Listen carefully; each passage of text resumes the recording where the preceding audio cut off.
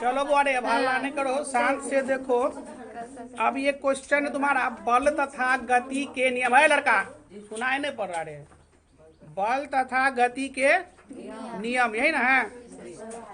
तो इस पर आते हैं। पहला नंबर क्वेश्चन क्या है इसका, जड़त्व का गुण है। किताब में देखो, जड़त्व का गुण है। अब जड़त्व का गुण क्या है, किसी किसी वस्तु में, मतलब जड़त्व का गुण सीधे क्वेश्चन तक दिया है, जड़त्व का गुण।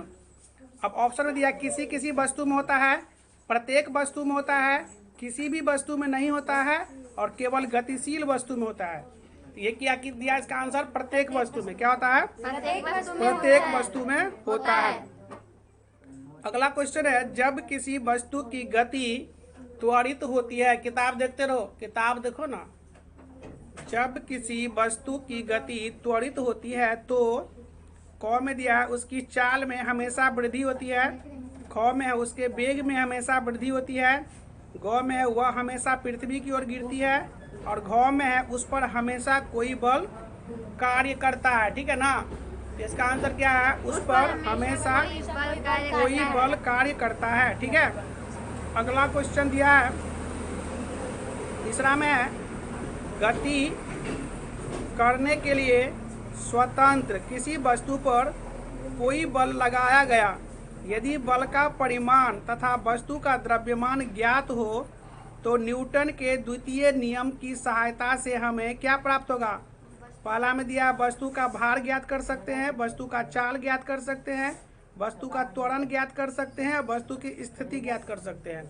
तो क्या दिया इसका, वस्तु का त्वरण ज्ञात कर सकते हैं।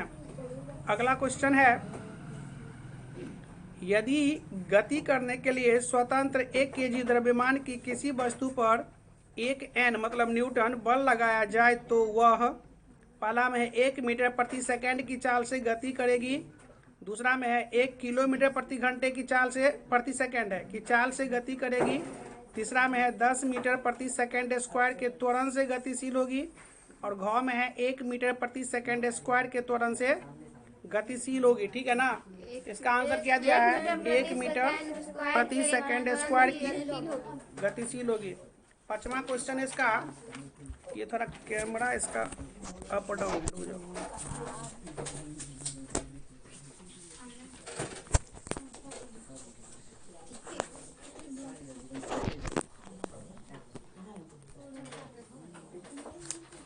चौथा का घ नहीं है, घ तो बोले।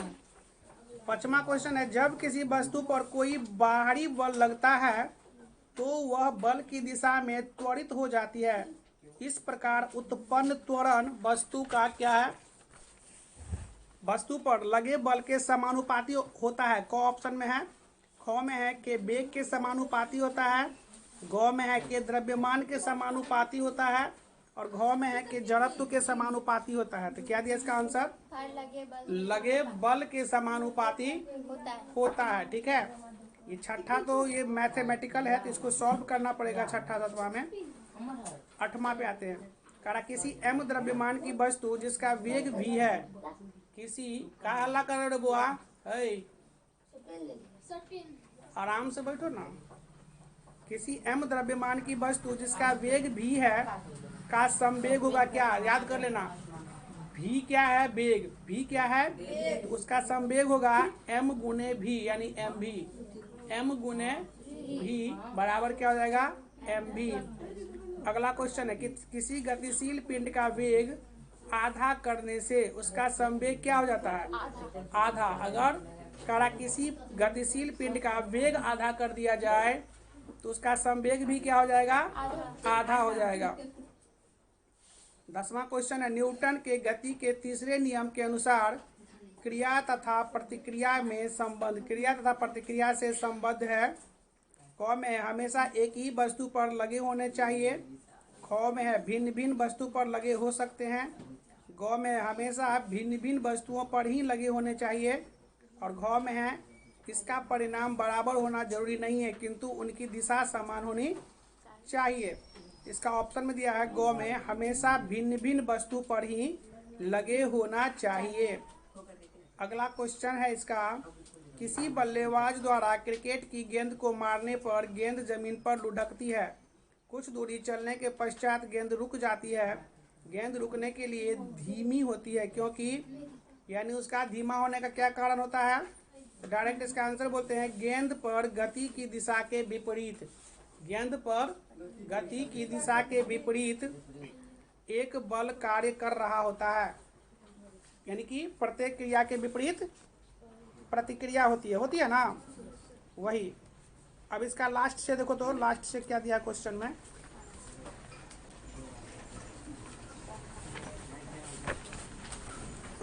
यहाँ से क्वेश्चन है किसी वस्तु के जड़त्व की माप होती है। किसी वस्तु के जड़त्व की माप होती है क्या? वस्तु का द्रव्यमान। कहने का मतलब ये समझते हो, जिसका भार जितना ज्यादा होगा उसका जड़त्व भी उतना ही अधिक होगा। समझ गया? वस्तु का भार ज्यादा मतलब जड़त्व ज्यादा, भार कम जड़त्व कम। अगला क्वेश्चन है साइकिल और मोटरसाइकिल, कार और रेलगाड़ी में किसका जड़त्व अधिक होगा? दिमाग लगाओ। रेलगाड़ी का होगा, क्योंकि रेलगाड़ी सबसे भारी होता है। अगला है बल। बल को होता है क्या? यानी कि बल में क्या होता था? बल में परिमाण और दिशा दोनों होता है। ठीक है। चौथा में न्यूटन का एसआई मात्रक किसका है? न्यूटन एसआई मात्रक किसका है? बल का। न्यूटन एसआई मात्रक है बल का। निम्नलिखित में कौन, चलो इसको छोड़ देते हैं। अगला क्वेश्चन ये 7वां आते हैं। किसी वस्तु के द्रव्यमान, उसके त्वरण तथा उस पर आरोपित बल के बीच क्या संबंध था? किसी वस्तु के द्रव्यमान, उसके त्वरण तथा उस पर आरोपित बल के बीच क्या संबंध होता है? इसका आंसर दिया है बल बराबर द्रव्यमान गुने त्वरण। बल बराबर द्रव्यमान गुने त्वरण। अगला क्वेश्चन है घर्षण बल हमेशा कार्य करता है, किधर कार्य करता है घर्षण बल? गति के विपरीत दिशा में। गति के विपरीत दिशा में। ठीक है। अगला क्वेश्चन है किसी वस्तु का संवेग क्या होता है? द्रव्यमान और वेग दोनों पर निर्भर करता है। किसी वस्तु का वेग, द्रव्यमान, संवेग, किसी वस्तु का संवेग द्रव्यमान और वेग दोनों पर निर्भर करता है। अगला क्वेश्चन है संवेग का एसआई मात्रक क्या होता है? केजी मीटर प्रति सेकेंड। केजी मीटर प्रति सेकेंड। अगला क्वेश्चन है निम्नलिखित में किन दो राशियों का एसआई मात्रक केजी मीटर प्रति सेकेंड होता है? किन दो राशियों का? याद कर लेना, संवेग का और आवेग का। संवेग का और आवेग का एसआई मात्रक होता है केजी मीटर प्रति सेकेंड। अगला क्वेश्चन है संवेग में परिवर्तन की दर निम्नलिखित में किस राशि को सूचित करती है? बल को। ठीक है। संवेग में परिवर्तन की दर किसको सूचित करती है? बल को। अगला है m द्रव्यमान की कोई वस्तु पृथ्वी की सतह पर रखी हो तो उसका भार क्या होगा? mg होगा। क्या हो जाएगा? mg। प्रत्येक क्रिया के बराबर और विपरीत प्रतिक्रिया होती है। यह क्या है?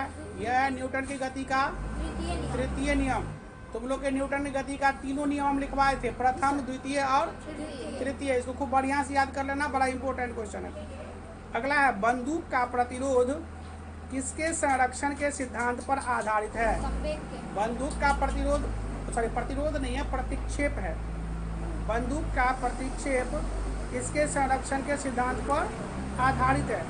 संवेग के संरक्षण के सिद्धांत पर आधारित है। संवेग के संरक्षण के सिद्धांत पर आधारित है। अगला 5 केजी द्रव्यमान के एक पिंड पर कितना बल लगाने से उसमें 2 मीटर प्रति सेकेंड स्क्वायर का त्वरण उत्पन्न होगा? इसका दिया है 10n। चलो ये सब तो मैथमेटिकल है, तो बनाना पड़ेगा तब समझ में आएगा। मिला जुला के इसके आगे जितना भी ये क्वेश्चन मैथमेटिकल है, ठीक है ना, तो मैथमेटिकल को जब सॉल्व करेंगे तब उसको देखेंगे। इसमें ऑब्जेक्टिव टाइप में मुख्यतः इतना ही था। इसको तुम लोग को क्या करना है? याद कर लेना है।